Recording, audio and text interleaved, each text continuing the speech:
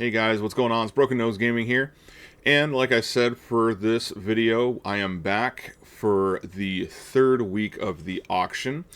On top of that, though, we also have some events that have dropped as well, because other events like the Mouse in the House event has been completed. We actually have two new events, and I was going to take a look at those before we jump into the auction. They're on the side of the screen here. We still have the Snow Globe event, so don't worry about that. We have about 3 days left for that. But there's two other ones down here. I'll start with the bottom one. This one is the Player of the Year event. Essentially, as long as you've done some really simple tasks, like complete a quest, participated in any of the seasons, things like that, you'll have these 5 collectibles that you will have in your garage, and if you click on it, you can trade them in, and then you get these tokens, and you can use the tokens on the little machine here. One of the things that you'll also get is bionic arms. Now, you only get one bionic arm, but if you get these other 5 little collectibles, you'll get quests. If you complete the quests, you'll get bionic arm in each one of those quests, and if you turn all 6 of them in, you'll get, it's nothing fancy, you'll get a little avatar, and you'll get a background, as well as some gold boosters and things like that. So that's cool. The tokens, I think you get 5 for every day you log in. You can get tokens for victories. Those will be, I think, 7 a day for the next 13 days out, and every time you collect 10 tokens, you can use this little machine here, and you can get a couple different things. You can get tanks, you can get credits, you can get attachments or camos, or you can get these metal detectors. The metal detectors are for the next event that I'll talk about, which is very interesting, but it's also kind of expensive. So that's just one of the little events going on, the Player of the Year event, and that's going on for another 13 days at the time of this recording. So as I mentioned, there is another event that those metal detectors go to, and that is called the After Party event. The After Party event is interesting. There are 3 tanks that you can get in this event. 2 of them are right on the screen that you can get for the in-game currency, and then one of them is down here via lock boxes or crates. It's an event that is going to cost you money. The primary currency are these ID cards. You can only get the ID cards in the store. They range from $349 to $120 depending on how many you get. And with the ID cards, you can open up these containers. These are the lockers, and the lockers have a variety of tanks that are able to get, but the one tank here that is new is the Waffen F 1.0. This is essentially the Waffenträger E100 from the PC version. That's the big thing to get, is the Waffen F 1.0, but the downside is just from the locker, you only have a 0.1% chance of attaining it, so that's pretty slim. It is less of a chance than the rest of the tanks at 0.18. There's other stuff you can get in the container or the locker. You can get containers, you can get camos, you can get gold, you can get free XP. There's a animated avatar that you can exchange for 10,000 gold. These are the other items: the trinket keys, the trinket key charms, metal detector, and hammer.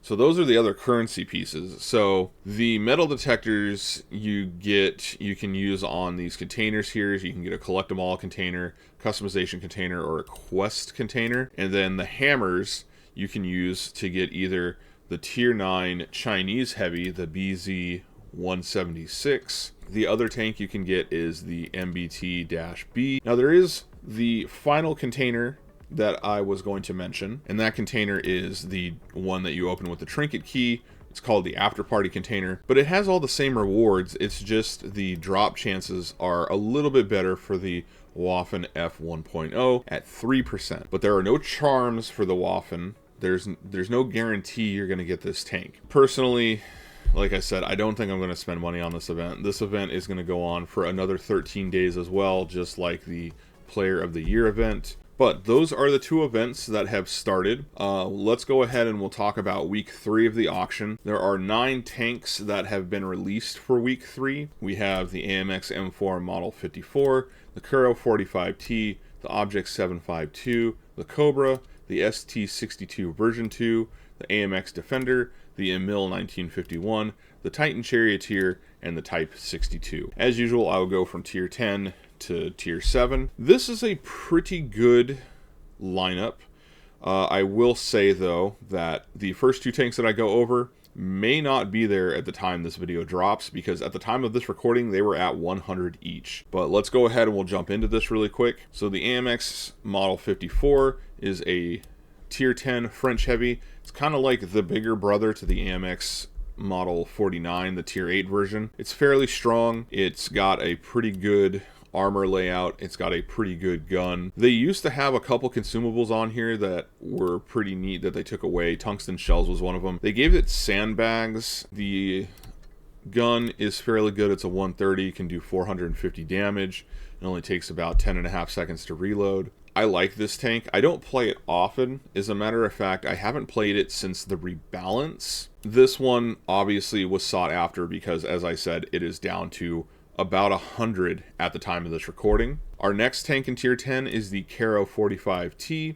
This is an Italian medium tier 10, and it, like the Lion, is an auto reloader. This one you can kind of get away with using the first 2 shells, maybe even the first 3 shells. The 4th shell is just one that you don't want to use because it takes 20 seconds to reload. But I like the Kuro.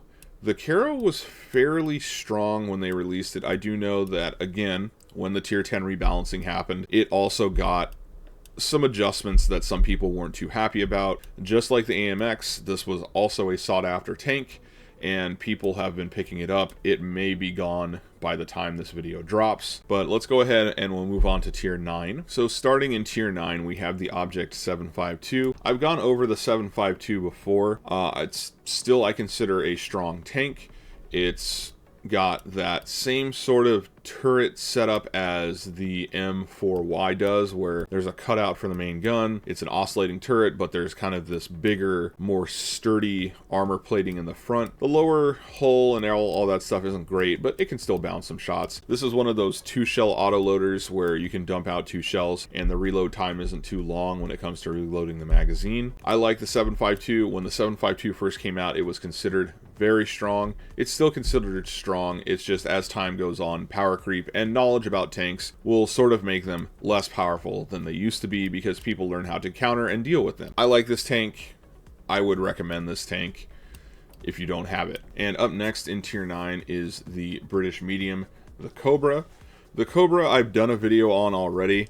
It's a pretty fun tank in my opinion, especially in some certain special game modes. But essentially, it's sort of like a smaller Caliban at tier 9. You only have a 120mm main gun versus 150, but your reload time is cut in half. It's every 10 seconds versus every 20. You do less damage. You do about 400 on your heat and 500 on your hesh, but with an improved reload, it kind of makes up for it. This is another tank I would probably look at if you don't have it. It's fun. I like it. Up next in tier 8 is another tank that I have talked about before as well. That is the ST62 version 2.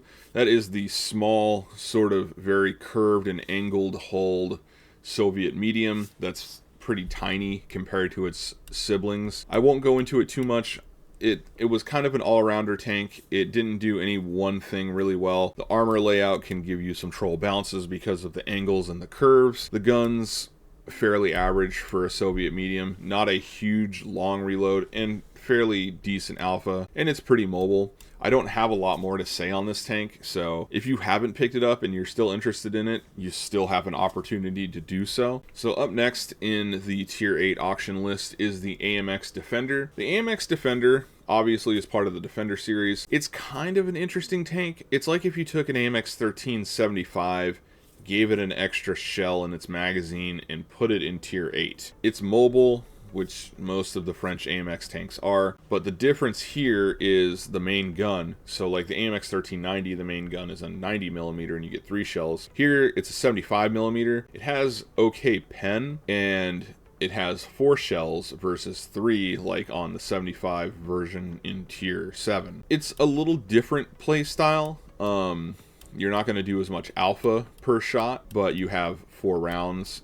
This one's not my favorite defender tank, and it's not my favorite AMX at tier 8 either. The 1390 having 1 less shell and having more alpha per shot might be a better thing to have than having 4 shells with less alpha. I'm kind of on the fence about this one. This one's gonna be cool for some people, but if you're not a light tank player, then I wouldn't go for it. So up next in the tier 8 auction list is the Emil 1951. Now, the Emil 1951 is very similar to the Tech Tree variant, the Emil 1. The only real differences to me is it's got slightly less armor and slightly less alpha when it comes to its armor and its main gun. Actually, come to think of it, I actually see more Emil 1s than I see Emil 1951s.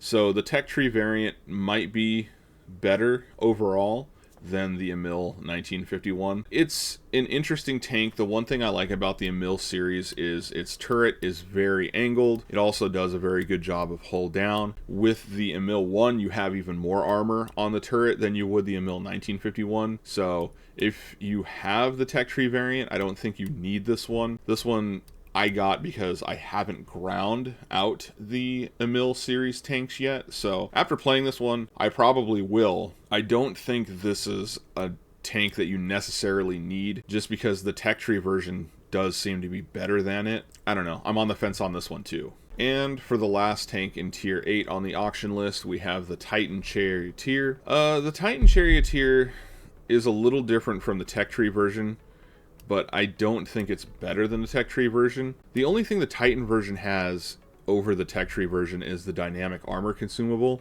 which gives you 10% more protection, so it does 10% less damage. Also, I believe it covers some weak spots, but it's a consumable, it's not always on, and for that you have less Hesh damage. I believe you get a little bit more like standard pen when it comes to your regular round. I mean, it plays like the regular Tech Tree version. If you're gonna use this version, then the reason why you're gonna want to use it is for the dynamic armor. I don't even use that, so like this is just basically a premium charioteer that has lower Hesh when it comes to its damage. I don't really recommend this one. I don't see a need for this particular tank destroyer. I believe the Tech Tree version is the superior version. I would not recommend it. And finally on the auction list in tier 7 is the Chinese tier 7 light tank, the Type 62. The Type 62's Tech Tree comparison would be the WoTB 131, and I believe they're probably the same thing. The WoTB 131 has slightly different gun characteristics when it comes to its alpha. Both of these tanks, in my opinion, are good tanks. The Type 62 and the WoTB 131 are both good in their own rights. I still see a lot of Type 62s out there. It's probably one of the more common tier 7 lights, and there's probably a reason behind that. It's good. It has good alpha. It has good reload. It has heat. It has pretty good pen. Like, there's a lot of things to like about the Type 62 and by extension the WoTB 131. So if you're a light tank player, I would probably look at this. The only thing about the Type 62 is it's been around for a while, but if you don't have the Type 62, I would probably look at getting it. It's a good tank. And that is our 9 tanks that we have up for auction currently as of Friday. As I said in the beginning, the 2 tier 10s are most certainly going to be gone by the time this video drops, unfortunately. So you'll be looking at the tier 9s through 7. I am hoping that they might add more tanks like they have in the previous auction weeks as time goes on. If they do, I will obviously make a video on it. I was hoping for some more maybe uncommon tanks that we haven't seen in auctions this season or any events this season, like the 047, the T42, things like that, but we didn't get them. But there is still hope. Overall, this lineup is good. You know, it's a good strong series of tanks. I was just hoping for more variety because we did see a lot of these tanks in the Black Friday event. So that's the only real gripe I have so far when it comes to the auction. That is our week 3 auction and current events that are going on in World of Tanks Blitz. As I stated, I will probably make another video if we get any new tanks. I am definitely going to keep an eye out on that just because this is kind of like our last week and I'm really hoping maybe something more rare pops up in the store. I do hope this little video was helpful when it came to what's going on currently, and if you were lucky enough to score the tier 10s, hey, you know, good catch. Early bird gets the worm. But I think I'm going to wrap the video up, and until I see you guys in another video, take it easy. Bye-bye.